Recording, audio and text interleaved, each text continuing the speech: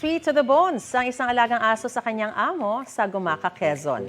Jowa standards baka mo? Nako, subukan nyo raw higitan ang asong si Bruno na acts of service yata ang love language. Hinahatid nito sa terminal ang fur mom na si Elka at matyaga pa naghihintay hanggang makasakay ng jeep ang kanyang amo. Ang heartwarming gesture ni Bruno, pinusuan ng halos 700,000 netizens. Sweet!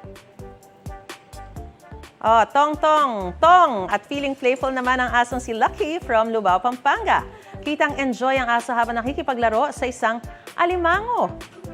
Ayon kay News Cooper Catherine Jonas, hilig daw talaga ng alaga na makipag-boxing sa mga sipit ng alimango. Para sa inyong kwentong totoo, kwentong kapuso, sumali po sa Uscoop Plus Facebook group at i-share ang inyong mga larawan at video. Gamitin ang hashtag Uscoop sa inyong mga post at baka ma-feature ang inyong storya sa aming newscast.